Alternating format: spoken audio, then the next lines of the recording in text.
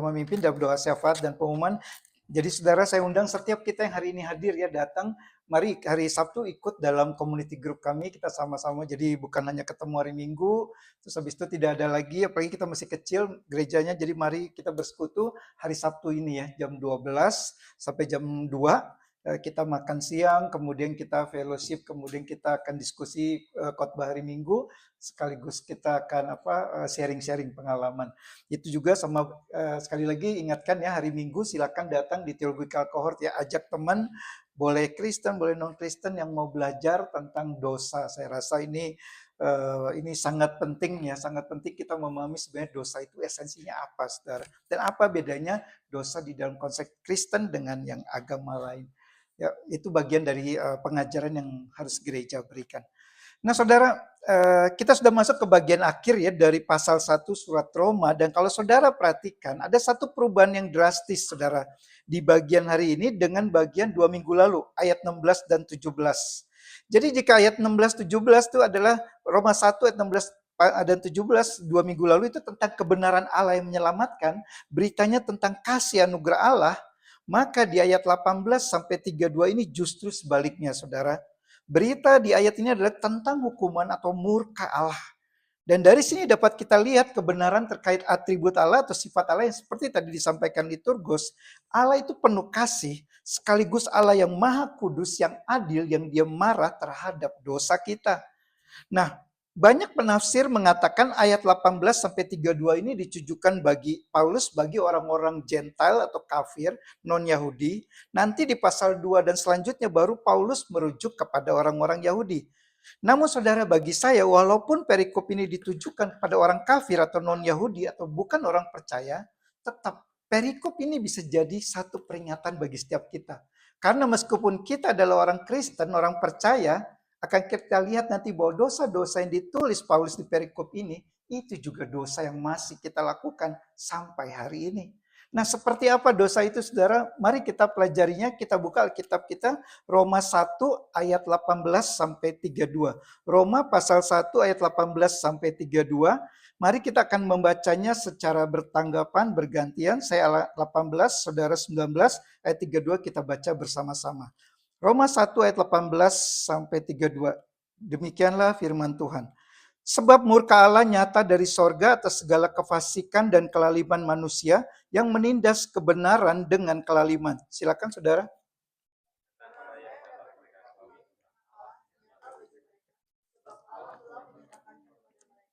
Sebab apa yang tidak nampak daripadanya, yaitu kekuatannya yang kekal dan keilahiannya, dapat nampak kepada pikiran dari karyanya sejak dunia diciptakan, sehingga mereka tidak dapat berdalih.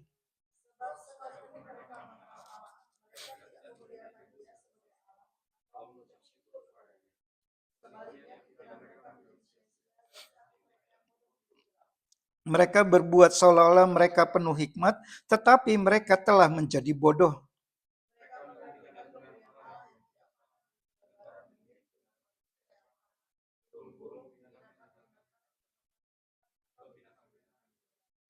Karena itu Allah menyerahkan mereka kepada keinginan hati mereka akan kecemaran, sehingga mereka saling mencemarkan tubuh mereka.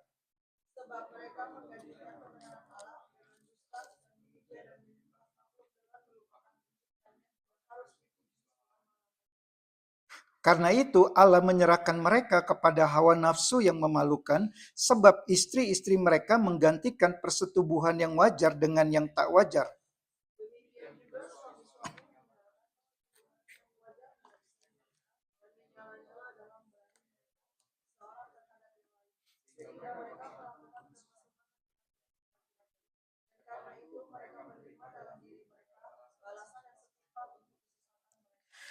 Dan karena mereka tidak merasa perlu untuk mengakui Allah, maka Allah menyerahkan mereka kepada pikiran-pikiran yang terkutuk, sehingga mereka melakukan apa yang tidak pantas.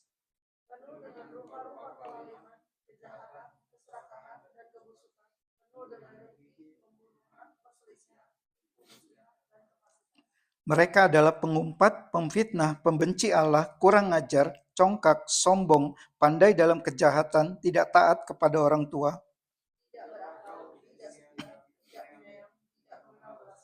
bersama-sama. Sebab walaupun mereka mengetahui tuntutan-tuntutan hukum Allah, yaitu bahwa setiap orang yang melakukan hal-hal demikian patut dihukum mati, mereka bukan saja melakukannya sendiri, tetapi mereka juga setuju dengan mereka yang melakukannya. Mari sekali lagi kita berdoa.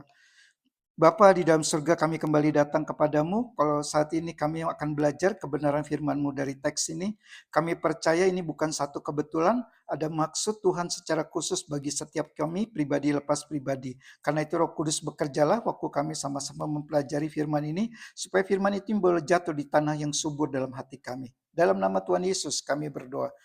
Amin. Nah saudara, ada 3 poin khotbah hari ini seperti biasa. Dosa kita terhadap Allah yang pertama dalam bentuk kefasikan, yang kedua dalam bentuk kelaliman, dan yang ketiga dapat dibiarkan Allah terus kita lakukan. Mari saudara kita masuk ke poin yang pertama. Dosa kita terhadap Allah yang pertama dalam bentuk kefasikan. Nah saudara bicara tentang kefasikan, pasti tidak ada di sini dari kita yang mau dikatakan jika kita adalah orang fasik. Kita tahu Alkitab membagi 2 macam orang benar, orang fasik. Orang benar adalah orang yang mengenal Allah, orang fasik diidentikan dengan orang yang tidak mengenal Allah. Dan kita orang-orang Kristen pasti mengidentikan diri kita sebagai orang benar karena kita mengenal Allah yang sejati. Nah saudara, sebenarnya kita dalam pengertian tertentu adalah juga orang-orang fasik. Atau lebih tepatnya, setiap kita walaupun adalah orang benar di hadapan Allah, tetap memiliki kefasikan dalam diri kita dalam kadar tertentu. Atau kalau boleh dengan kata lain saya sampaikan, kita orang-orang Kristen ini sering hidup dalam kefasikan seperti orang-orang fasik itu hidup. Jerry Bridge, seorang penulis buku Kristen terkenal di Amerika, saya menyukai tulisan beliau. Dia menjual bukunya sudah jutaan kopi, menulis dalam salah satu bukunya terkait dengan ayat 18 itu, dia katakan demikian. Paulus jelas membedakan kefasikan dan kelaliman. Kefasikan melukiskan satu sikap terhadap Allah, sedangkan kelaliman merujuk kepada perbuatan-perbuatan yang berdosa dalam pikiran, perkataan, atau perbuatan. Kefasikan dapat didefinisikan sebagai menjalani hidup sehari-hari dengan sedikit atau tanpa berpikir tentang Allah, dengan sedikit atau tanpa berpikir tentang kehendak Allah, menjalani hidup sehari-hari dengan sedikit atau tanpa berpikir tentang kemuliaan Allah, tentang kebergantungan seseorang kepada Allah. Nah, artinya saudara, dari apa yang dikatakan Jerry Bridge ini, kita dapat hidup sebagai seorang Kristen yang secara moral itu baik, sopan, bukan sedang menjalani kehidupan yang jelas-jelas berdosa yang besar. Tapi kalau kita hidup sehari-hari seperti Allah tidak ada, Allah tidak kita libatkan dalam hidup kita tidak memiliki kerinduan untuk membangun satu relasi yang pribadi dan hidup dengan Allah, kecuali hari Minggu di gereja, maka saudara, sebenarnya kita sedang hidup seperti orang-orang di luar yang fasik itu hidup. Kita sedang menjadi satu kehidupan yang fasik atau yang di dalam bahasa Inggrisnya ungodliness. Nah, ada 2 ciri kefasikan saudara dalam perikop ini. Mari kita lihat lagi ayat 18 sampai 21. Ayat 18 sampai 21 dikatakan di ayat 18 oleh Paulus demikian. Sebab murka Allah nyata dari sorga atas segala kefasikan dan kelaliman manusia yang menindas kebenaran. Dalam terjemahan lain, kata menindas di situ dikatakan menghalangi, melumpuhkan, memenjarakan, atau mengaburkan kebenaran. Artinya saudara, orang fasik itu bukanlah orang yang tidak tahu akan kebenaran, bukannya tidak pernah dengar tentang Allah, mereka tahu bahwa Allah ada, mereka juga sudah dengar kebenaran tentang Injil itu, tetapi mereka memilih untuk menindas, menekan, melumpuhkan, mengaburkan, mengabaikan kebenaran itu. Mereka memilih untuk mengabaikan Allah. Dan ini ciri pertama dari kefasikan, saudara. Tidak suka dengan kebenaran walaupun dia tahu apa itu kebenaran. Nah, ciri kedua dari kefasikan adalah tidak menghormati Allah sebagaimana seharusnya Allah dihormati. Kita lihat lagi ayat 21. Paulus katakan di ayat 21, sebab sekalipun mereka mengenal Allah, mereka tidak memuliakan Dia sebagai Allah atau mengucap syukur kepadanya. Nah, kata mengenal di sini dapat dipastikan merujuk pada pengenalan yang hanya sifatnya intelektual atau kognitif. Bukan mengenal dalam arti memiliki satu relasi yang pribadi dan intim dengan Allah. Mengenal di sini dapat diartikan hanya mengenal tentang Allah atau hanya memiliki pengetahuan tentang Allah, tapi tidak benar-benar secara pribadi mengenal Allah. Mengapa demikian, saudara? Karena orang yang sungguh-sungguh mengenal Allah, yang benar-benar bergaul dengan Allah, tidak mungkin tidak ingin memuliakan Allah dengan keberadaannya. Tidak mungkin tidak berterima kasih kepada Allah atas hidupnya. Jadi, saudara, seseorang berdosa terhadap Allah dengan kefasikannya. Dan kefasikan dalam diri seseoranglah yang membuatnya tidak suka kebenaran, menjauhi kebenaran, dan tidak sungguh-sungguh menghormati Allah sebagaimana seharusnya. Nah, saudara, dari teks ini mari kita periksa hidup kita masing-masing. Seberapa fasiknya hidup kita di hadapan Allah saat ini? Jawabannya saudara dapat kita lihat dari hidup kita sendiri. Walaupun hidup moral dan etika kita sebagai orang Kristen ya cukup baiklah, nggak pernah jahat sama orang. Kita tidak hidup dalam dosa yang dalam tanda kutip yang serius, yang besar. Namun saudara, jika hal beribadah hari Minggu di gereja menjadi seperti satu beban berat, Kristen nafas ke gereja hanya waktu Natal dan Paskah. Jika relasi kita dengan Allah hanya waktu terjadi hanya di hari Minggu waktu di gereja, di hari lain Allah kita entah ada di mana. Jika kebenaran yang disampaikan dalam khotbah itu tidak menyentuh hati kita, mengisi pikiran dan mengubah hidup kita, jika tidak ada rasa hormat, rasa syukur, rasa takut akan Allah seperti yang seharusnya kita berikan kepada Dia, maka saudara, itu artinya senang atau tidak senang, kita harus katakan kita sedang hidup dalam kefasikan di hadapan Allah. Dan hari ini Tuhan kembali mengingatkan setiap kita, saudara dan saya, untuk kembali kepadanya dan meninggalkan segala kefasikan kita tersebut. Allah kita adalah Allah yang penuh kasih dan anugerah, tapi Allah kita juga adalah Allah yang murka atas kefasikan manusia. Jadi waspadai kefasikan masing-masing kita, saudara. Jangan berbangga karena hidup moral kita lebih baik dibanding orang-orang Kristen lain yang kita kenal, yang hidupnya melakukan dosa yang gamblang dan mencolok. Ingatlah, ada dosa kefasikan dalam diri kita yang juga adalah hal serius di hadapan Allah. Nah, saudara, di ayat ini Paulus juga bicara tentang kelaliman. Seperti tadi di awal saya katakan dari Jerry Bridges, katakan kelaliman itu merujuk kepada perbuatan yang berdosa dalam pikiran, perasaan, perkataan maupun tindakan. Dan tadi kita sudah baca begitu banyak perbuatan dosa yang mencolok yang merupakan kelaliman. Nah, di ayat 21b Paulus mengatakan tadi, pikiran mereka menjadi sia-sia dan hati mereka yang bodoh menjadi gelap. Bodoh di sini tentu bukan dalam pengertian bodoh secara intelektual atau kognitif, tapi bodoh secara moral. Hati yang bodoh adalah hati yang gak dapat membedakan mana moral yang baik, mana moral yang jahat. Dan ketika ini terjadi, maka hati tersebut dikatakan Paulus di sini bukan hanya bodoh, tapi juga menjadi gelap. Nah, seperti apa artinya hati yang gelap itu? Kita masuk ke poin yang kedua. Dosa kita terhadap Allah dalam bentuk kelaliman.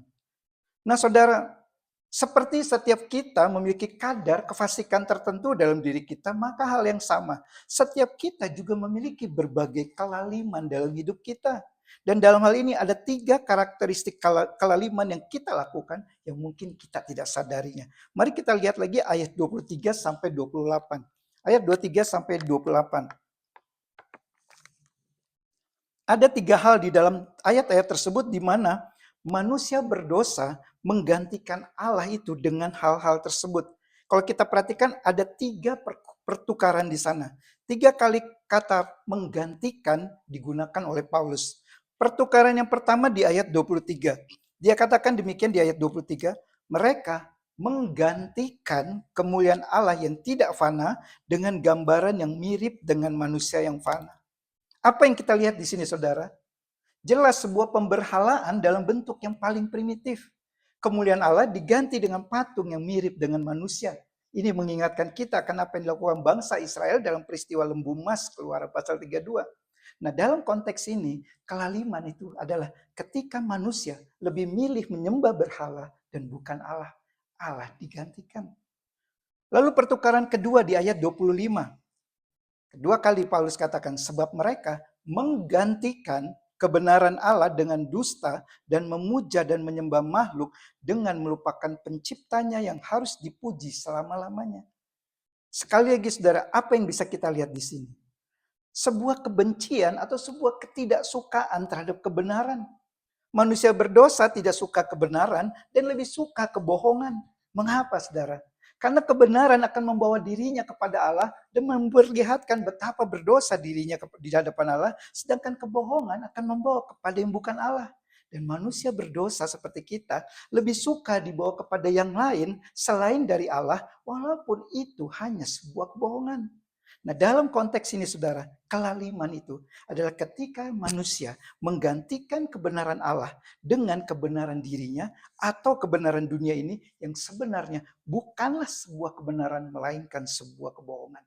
Tapi manusia yang lalim suka dengan kebohongan. Dan pertukaran ketiga di ayat 26b. Ketiga kali Paulus pakai kata menggantikan. Sebab istri-istri mereka menggantikan persetubuhan yang wajar dengan yang tak wajar. Demikian juga suami meninggalkan persetubuhan yang wajar dengan istri mereka. Apa yang bisa kita lihat di sini saudara? Sebuah bentuk dosa seksual. Sebuah bentuk penyimpangan dari hal yang wajar kepada yang tidak wajar. Nah, terlepas dari perdebatan tentang alasan dianggap oleh para teolog, mengapa Paulus memasukkan dosa seksual dalam perikop ini? Ada penafsir Alkitab yang mengatakan Paulus memasukkan dosa homoseksual di sini untuk menunjukkan betapa radikalnya kerusakan manusia setelah kejatuhan dalam dosa. Dan dosa homoseksual adalah dosa yang paling menggambarkan kerusakan natur manusia itu setelah kejatuhan. Bahkan Paulus menunjukkan dosa ini, kalau kita perhatikan dia mulai bukan dari sebutnya laki-laki dulu, tapi dia sebutkan perempuan lebih dulu. Di ayat 26 Paulus katakan mulai dari para istri. Baru di ayat 27 baru Paulus sebutkan para suami. Artinya saudara, Paulus hendak menekankan begitu merusaknya dosa ini, bahkan para wanita yang seharusnya lebih saleh dalam hal ini, ternyata mereka juga ikut melakukan dosa yang sama. Sehingga Paulus sebutkan para perempuan itu di bagian pertama sebelum para laki-laki. Nah saudara, ada prinsip yang bisa kita lihat dari sini. Manusia berdosa selalu ingin merusak nilai-nilai, tatanan-tatanan, aturan, hukum, praktek hidup yang telah dibuat dan ditetapkan Allah. Sekaligus manusia berdosa lebih suka hidup dengan nilai-nilai, tataran, aturan, praktek hidup yang bertentangan dengan apa yang ditetapkan Allah. Karena hidup yang demikian lebih disukai keinginan berdosanya. Jadi dalam konteks ini, kelaliman adalah ketika manusia lebih memilih untuk hidup menuruti hawa nafsu kedagingannya daripada hidup menurut tatanan dan hukum yang telah Allah buat dan tetapkan. Nah saudara, sekali lagi kita bisa lihat 3 bentuk kelaliman ini. Bukankah kita juga masih melakukannya? Bicara tentang menyembah berhala, seperti minggu lalu disampaikan oleh Pendeta Jonathan, setiap kita memiliki berhala dalam hidup kita. Ada yang berhalanya uang, harta benda, eksistensi diri, pengakuan atau validasi, karir, kesuksesan, kesenangan hidup, makanan, keluarga, hobi, perasaan, bahkan pelayanannya. Dan seterusnya. Semua hal baik dalam dunia ini bisa jadi berhala karena seperti John Calvin katakan, hati manusia itu adalah pabrik berhala. Kerjaannya bikin berhala. Lalu bicara tentang menggantikan kebenaran Allah dengan kebohongan dunia ini. Bukankah kita juga menyukainya? Kita tahu secara kognitif, pakai akal, kebenaran Allah itu memerdekakan, kebenaran itu melegakan. Namun dalam prakteknya, kita sering mengkompromikan kebenaran, merelatifkan kebenaran, membangun kebenaran diri yang sebenarnya adalah sebuah kebohongan. Dan bicara tentang hidup, menuruti hawa nafsu kedagingan. Siapa dari kita di sini yang berani berkata, saya sudah sepenuhnya tidak pernah gagal, selalu hidup menurut pimpinan Roh Kudus. Tidak pernah saya menuruti keinginan daging saya. Siapa dari kita di sini yang berani berkata demikian? Atau siapa dari kita di sini berani berkata, saya telah hidup sepenuhnya mengikuti seluruh tatanan dan nilai-nilai yang telah Allah berikan. Siapa yang sudah seperti ini saudara? Faktanya adalah Lebih banyak setiap kita hidup menurut tatanan dan nilai dunia ini dibandingkan dengan hidup menurut tatanan dan nilai kerajaan Allah. Jadi saudara, teks hari ini mengingatkan kembali kita semua, saudara dan saya. Bukan hanya orang-orang yang belum percaya kepada Allah yang masih hidup dalam kelaliman, bukan hanya orang-orang di luar gereja sana yang masih hidup dalam kelaliman, kita semua sebenarnya masih menjalani kehidupan dengan melakukan kelaliman, atau dalam Alkitab bahasa Inggris dikatakan unrighteousness, ketidakbenaran. Nah saudara, jika dua fakta ini, kefasikan dan kelaliman, sudah membuka mata kita kembali akan keberdosaan kita, ketidakbenaran diri kita di hadapan Allah, maka bagian selanjutnya dari perikop ini tidak kalah serius dan mengerikannya. Kita masuk ke poin yang ketiga atau yang terakhir. Dosa kita terhadap Allah dapat dibiarkan Allah terus kita lakukan. Apa yang saya maksud di sini, saudara? Nah, saudara, bicara tentang dosa terhadap Allah, kita harus benar-benar mengenal sifat Allah terkait dengan dosa manusia. Kita sering mendengar dikatakan di gereja bahwa anugerah dan belas kasihan Allah itu tanpa batas. Satu sisi itu benar. Namun saudara, kebenarannya adalah ada batasan dalam Allah beranugerah. R.C. Sproul mengatakan demikian. Saya setuju dengan R.C. Sproul. Dia katakan demikian. Ada batasan dari anugerah dan belas kasihan Allah. Dan ia menentukan untuk tidak selamanya memberikan belas kasihannya kepada orang-orang yang tidak mau bertobat.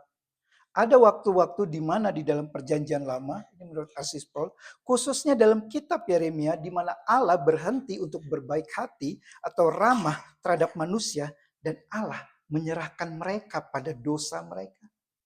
Dan saudara, saya setuju dengan apa yang dikatakan R.C. Sproul ini. Dan bukankah saudara, tidak ada hal yang lebih mengerikan dari seorang berdosa yang dibiarkan Allah terus-menerus hidup dalam dosa dan pemberontakan terhadap Allah.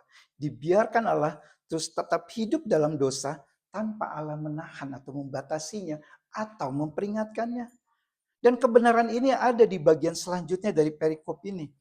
Ada tiga hal yang Allah lakukan sebagai respons Allah terhadap dosa-dosa yang dilakukan manusia. Yang pertama di ayat 24. 3 kali Paulus memakai kata menyerahkan.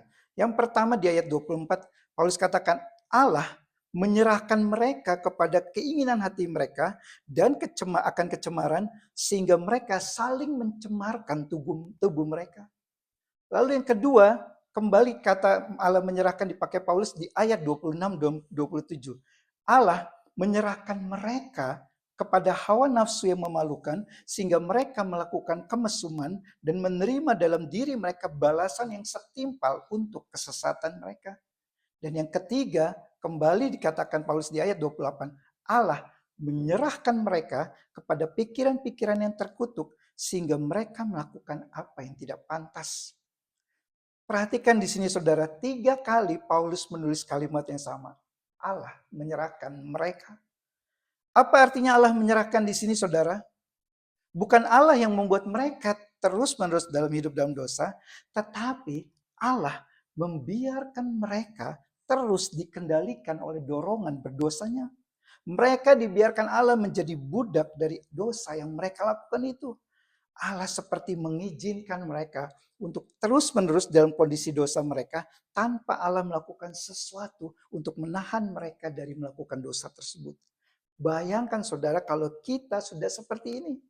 Dibiarkan Allah seperti Allah berkata kepada kita, silahkan kamu terus hidup dalam dosamu.